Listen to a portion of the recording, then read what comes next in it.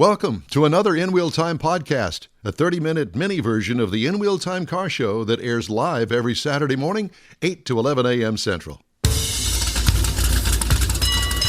Welcome to the In Wheel Time car talk show. Coming up, we talk to Seth Angel with Houston Raceway Park and what we can look forward to in the swan song year of operation out there. Mr. Mars has a feature on banned Group B race cars. I got to find out what that is. Really? I don't even know what a Group B is. Groupies? Surprise, surprise, surprise. We have the upcoming events calendar and today's news headlines just ahead on today's In Wheel Time car talk show. Howdy, along with Mike Out of This World Mars, King Conrad DeLong. We need more Jeff Zekin always. I'm Don Armstrong. Glad you could join us today. Joining us now, Mr. Seth Angel, president and proprietor of the Houston Raceway Park facility. And you're not at the racetrack this morning, are you, my friend? No, I'm not. If you can tell by the weather behind me, it's certainly not a day where there'll be much going down the racetrack. So I'm at home, hanging out with my family, and sitting down, chatting with you guys. It's an honor and a pleasure. Well, it's always a pleasure to talk to you, too. And, we talked about this during last race, and we actually talked about it a couple of times since then. But want to bring it up once again. We've got a big race coming up. I guess it's in April, and out there at Houston Raceway Park, the NHRA Spring Nationals for the last time. Yeah, you're right. 35th annual NHRA Spring Nationals, April 22 through 24. It will be our final NHRA national event. And I say that, cautiously because it's not the final event of the racetrack. So we've got later next week, we're going to release our full 2022 calendar events. And I think most people will be surprised to learn and see that when we put that out, that we will have a full season of on-track activity starting here in a couple of weeks, all the way through the end of 22. That's really that's good awesome. Because a lot of people have been talking about, well, after the NHRA event, it's over.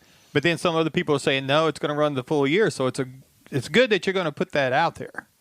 Yeah, up until recently, I'll be quite frank with you guys and with the listeners, is that our posture going into the holiday season was that, come the final pair of cars down the track in April, we were planning on closing the racetrack, and we're going to turn over the facility to the landowners, and HRP would be officially, for lack of a better term, closed and finished. But things have changed. COVID has changed a lot of things.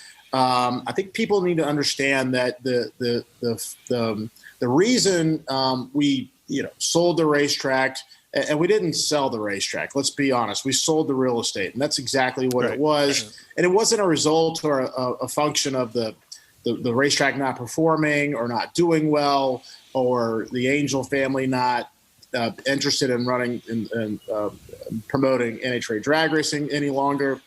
It was a real estate transaction that our family just couldn't pass on. The value, value of the land became so much as the city grew your direction. And that's right, and that's happening all over the country. There's other tracks and other facilities, racing, non-racing, that have the same kind of situation that's placed upon them. Having said that, I will say it was important that for us is that we had the ability to continue to run the racing operations for an extended period of time, and that runway initially was set for 3.5 to 4 years. COVID, as I said earlier, changed the kind of that runway and actually extended it to where the new landowners' development timeline is got pushed back, and things have changed, and they've given us the ability and the option to continue to operate the raceway as we've done for 35 years now. And so, look, we really don't want to go anywhere. My passion and my drive and my the reason I get up every day is to go to that racetrack and make it the best place that I can for our guests and our racers. And so that's what my focus is in 22. And I think, I'll just say it right here. I think, there's a very strong likelihood that, you'll see us Houston Raceway Park operating in 23, and who knows, maybe longer. I think, look, we're going to take this year to year. We are going to host our events just like we've done for the past, 3 decades. And when we know something and we kind of know the future and what it looks like, we're gonna let our fans and let our racers know. So what I can tell you guys today is that look, we're here through 22. We've got an incredible portfolio of events. Obviously, headlined by NHRA Spring Nationals that's coming up here in a few months. We've got some other things that are going to be announced here soon that are really exciting that I can't share today, but just know that we're building a very robust and active schedule, and I think our fans are going to be excited about it. Oh, you could share it today. We'd love to have the exclusive. Sure. Just whisper it to us. Yeah, just us. You got it. No. You guys will know when everyone else knows. Thanks. And it's exciting news. Well, that's good. And that kind of was leading into my next question. We're all smiling when here. there's that. But we also thought originally, when I had heard rumors and called you on the phone, I said, Seth, is this true? And you said, well, yeah. We are. We've sold the property and going to close the track. And I said, well, I also hear that you've bought some other property or had some other property and you're just going to pick up the grandstands and move them over there. And you said, no, that's not going to happen. Well, as you said, things change. Mm-hmm. And, I'm sure that you probably had a lot of pressure put on you.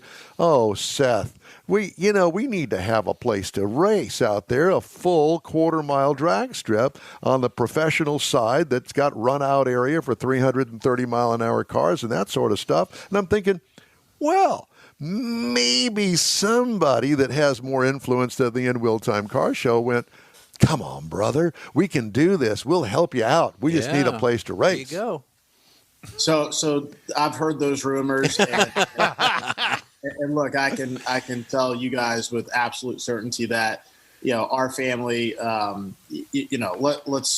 family will not be building another racetrack anywhere in the Houston area or anywhere in the country for that matter. What I think kind of where that was generated from is that, look, it's no secret that our family owns and develops a lot of property. We own lots of acreage.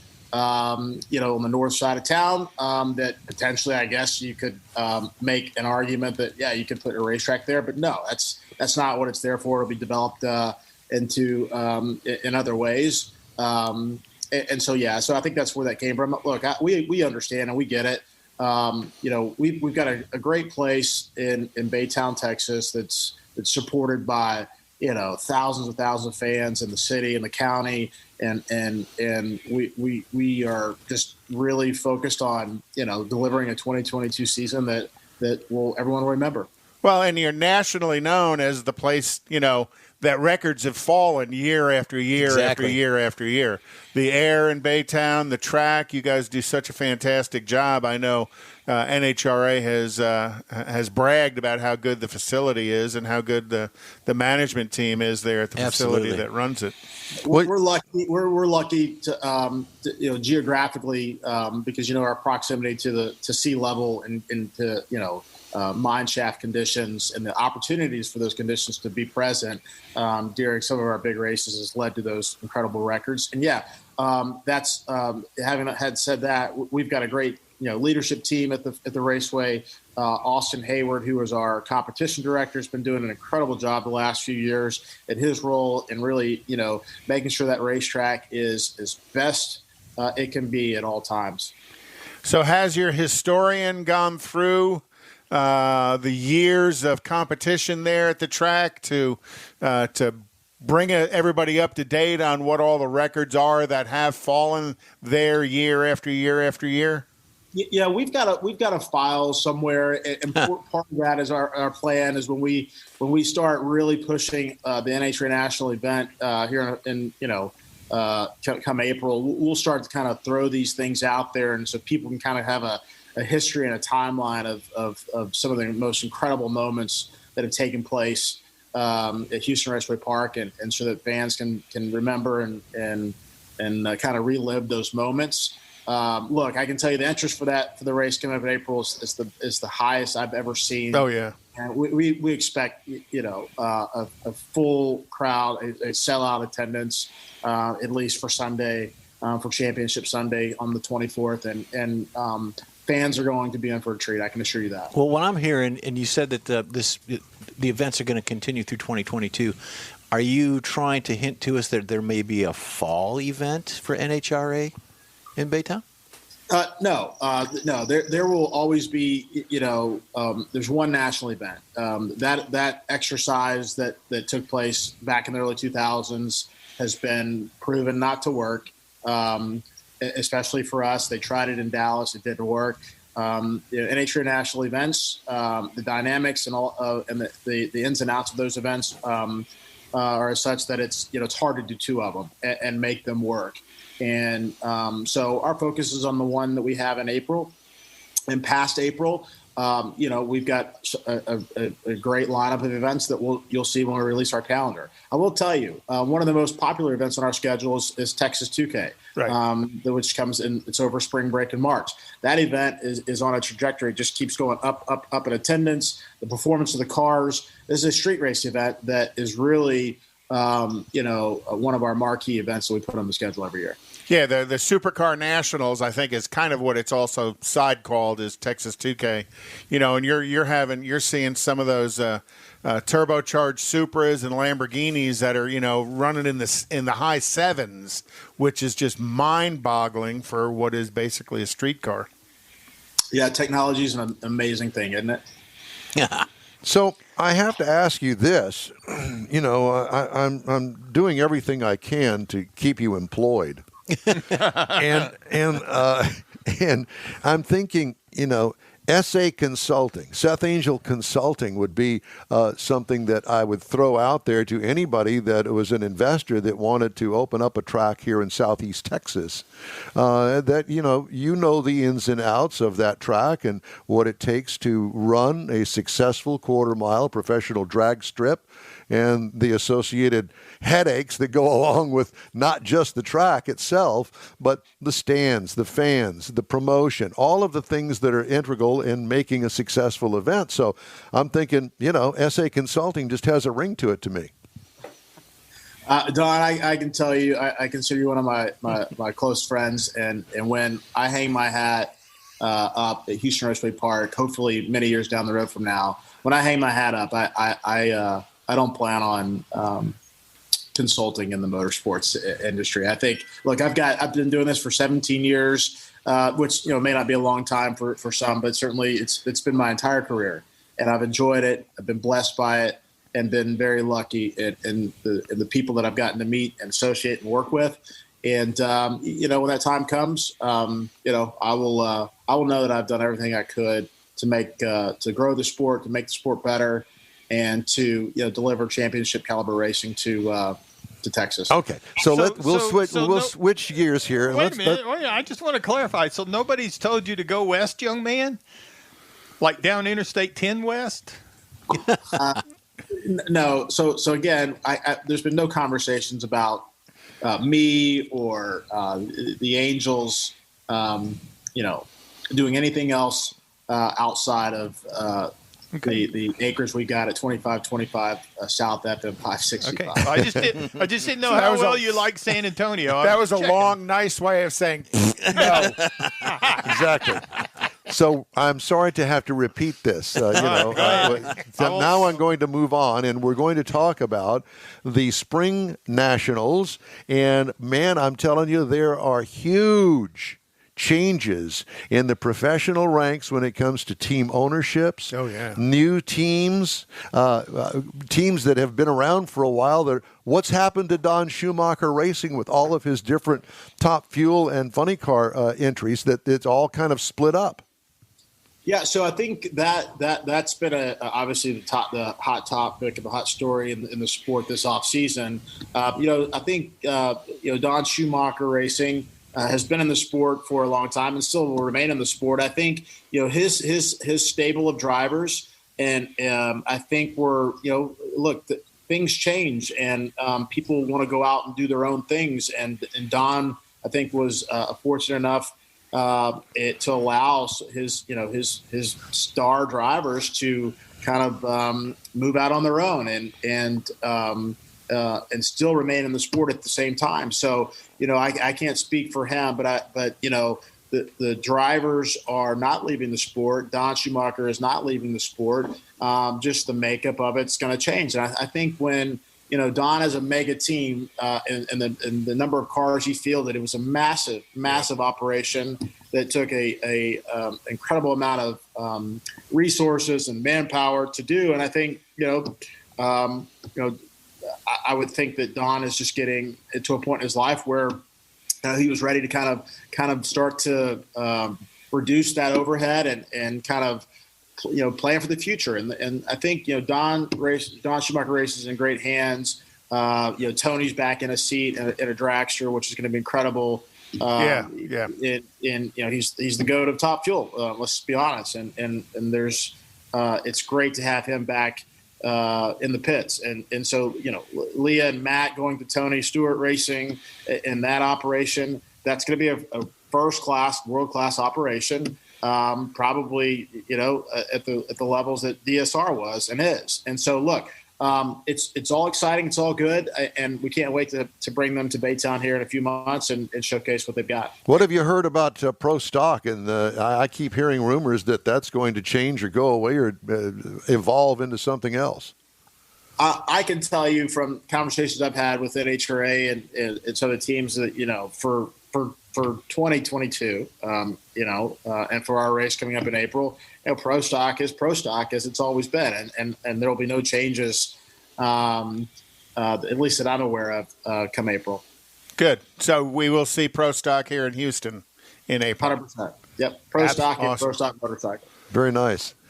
What else you want to talk about? The price of beer going up, or hot dogs, or anything?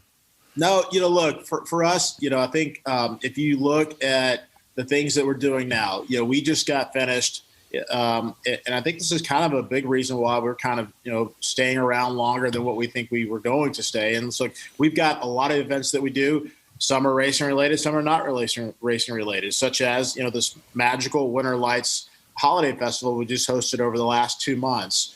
Over 2 months from November 19th to January 2nd, every single day from 5 p.m. to 11, we hosted almost 240,000 people that came to our park, most of which have probably never been there before. So it's things like that perform well, that just kind of, make things, make the park, viable and make it, give us the ability to keep promoting events, whether there's cars going down the track or not.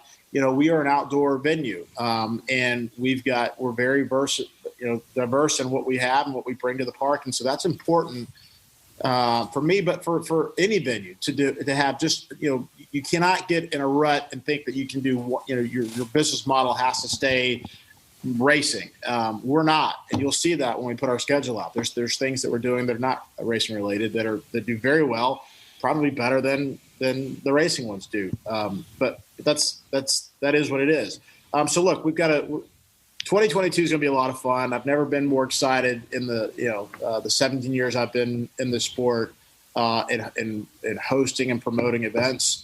And we can't wait to open the doors here in a couple of weeks. Well, we hope that we're going to be part of the spring event as we have been the past few years, and come out there and bother you and and have a Coca-Cola and do a couple of broadcasts from out there. We can't wait to host you guys and welcome you back to the track here soon. Seth, it's great to talk to you, my friend. Happy New Year and best of luck to you, and we'll be in touch. Thank you very much. Yes, you bet. thank you. See you soon. Bye-bye. All right, take care. Seth Angel, president, proprietor of Houston Raceway Park. I think he's getting in a Best car. damn track in NHRA. Yep. I think he's jumping in a car.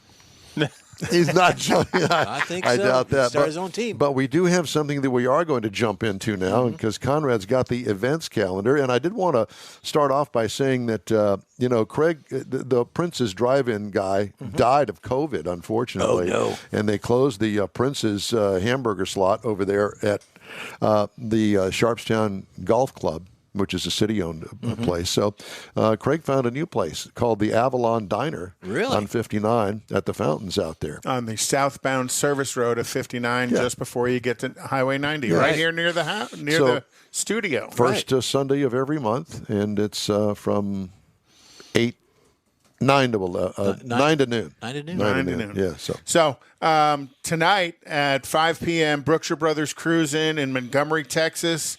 It's an open, free cruisin', and that's at 21005 Eva Street in Montgomery, Texas. I'm sure if you got to Montgomery, you'd figure out where it is pretty quickly. Yep. Tomorrow is Lucky's Rod Run up in College Station. Yeah, it's only supposed to storm, so. Well, Jason Sicaro just said that it is still on as of right now. Oh. So it's okay if I bring a dirty, wet Corvette up there at 5 o'clock in the morning? Yes. And then also tomorrow from 8 a.m. To 10 a.m. is Coffee and Cars at Aggieland Outfitters in College Station. So kind of a couple of things going on in Bryan College Station tomorrow.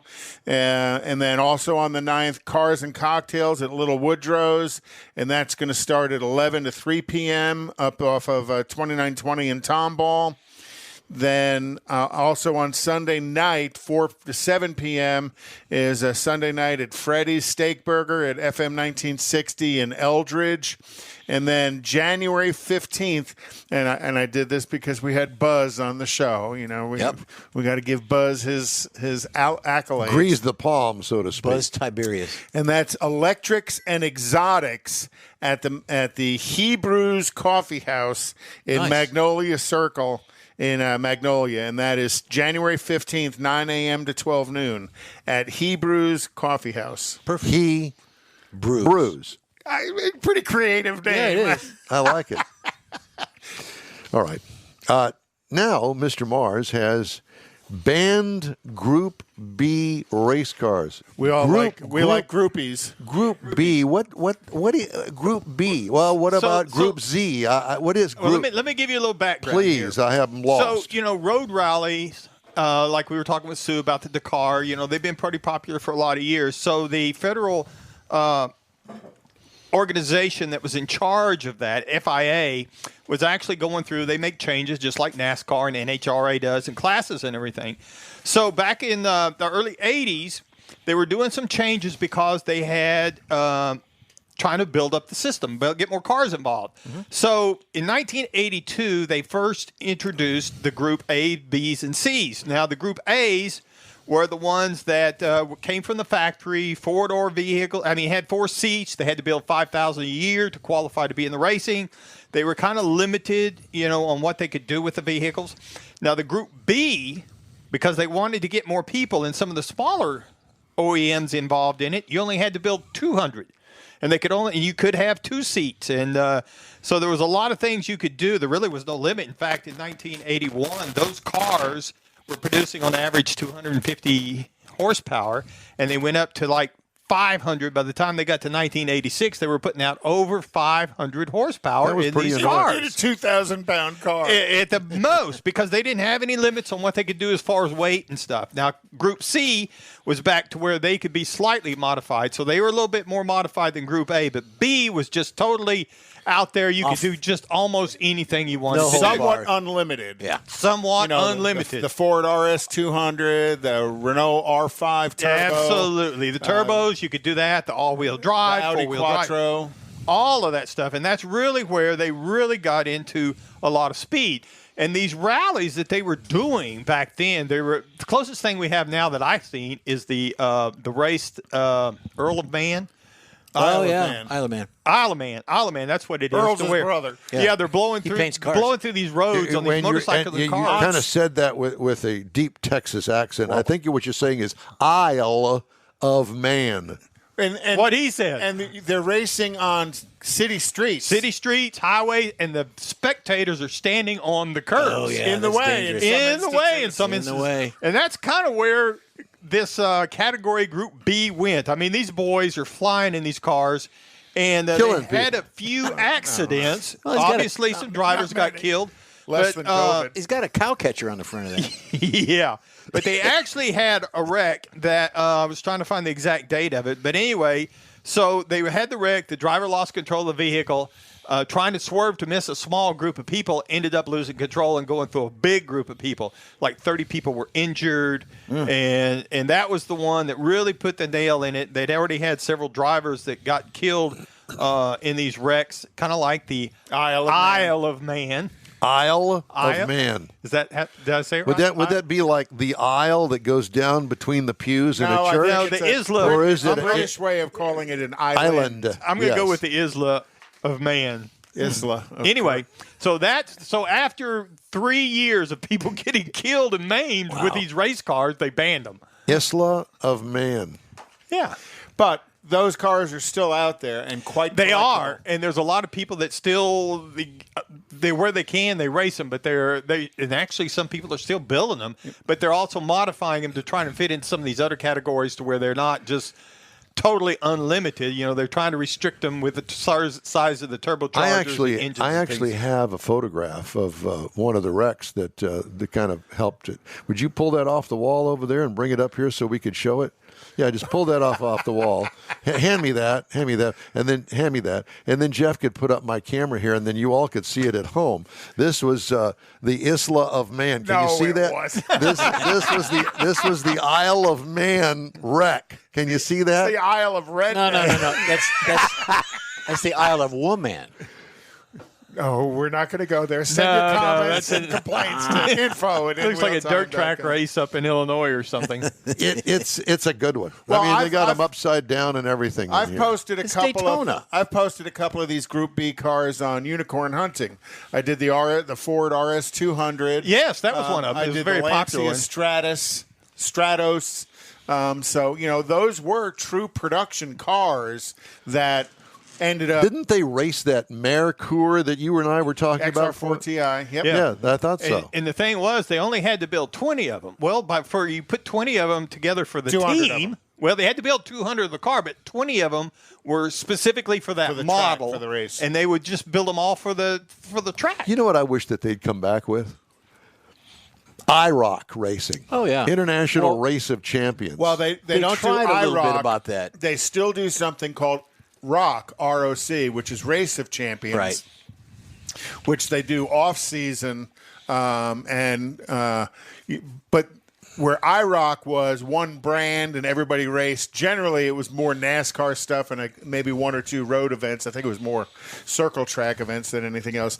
The Race of Champions, they do some of that. They do some road racing. They do some side-by-side racing. Dirt racing. So it's kind of a little more rounded racing event than it is just NASCAR but racing. with IROC, though, the fun thing about it was one of those things that was always televised as a rule, and it was married to another racing event, and it usually preceded the actual big race of the day. And everybody drove basically the same car. Yeah. Well, now the ROC is Ray Abraham builds the cars. Correct. You've got Danica Patrick is an announcer, and then you've got the other gentleman. I can't think of his name. He used to be a NASCAR announcer. He does that now, and it didn't hold my interest. It really didn't. But, you gotta Alan remember, Bestwick. Alan Bestwick was the guy. IROC started off as Porsche 911s the first year, and then it switched to Camaros. And then from Camaros, it switched to a Chrysler product, and then it finished as a Pontiac Trans Am. So it kind of went through a series of vehicles as well. Different stages. Hey, I want to remind everybody that the In Wheel Time Car Show streams on Facebook, YouTube, Twitch, and InWheelTime.com. Podcasts available from your favorite podcast provider. The In Wheel Time Car Talk Show continues after this quick break. You're invited to the event of the year. The Houston Auto Show and Houston Boat Show are getting hitched. January 26th to the 30th at NRG Center. The Auto Show and Boat Show unite for the first time ever. Take a test drive, board your dream boat, check out the latest and greatest models.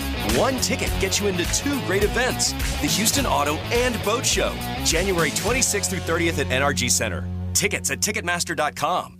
Because of inclement weather, the Tailpipes and Tacos December Cruise-In was canceled. Darn it. The winter returns in the spring. Expect a new and exciting way to enjoy the gathering. Tailpipes and Tacos is Houston's unique Saturday morning cruise-in, and with a new quarterly format, you'll have more time for car mods and to get ready for cruise-in trophies. Yup, you can compete for Best Hot Rod, Best Classic, and more. And the top car will be featured on a full-size poster that'll be used to promote the next event. Bragging rights are guaranteed here. Tailpipes and and Tacos wants to thank all participants and visitors who made the event an exclusive, fun gathering of unique cars, trucks, hot rods, and lots of muscle. And we know you'll enjoy it even more in 2022. Tailpipes and Tacos will still be held at the Lupe Tortilla Tex-Mex in Katy, just south of I-10 at Kingsland Boulevard on 99, the Grand Parkway. Stay tuned right here to the In Wheel Time Car Talk Show, and we'll tell you the exact date for the next event. Until next time, be sure to visit the Lupe Tortilla Tex-Mex in Katy, where you'll find the best fajitas this side of California.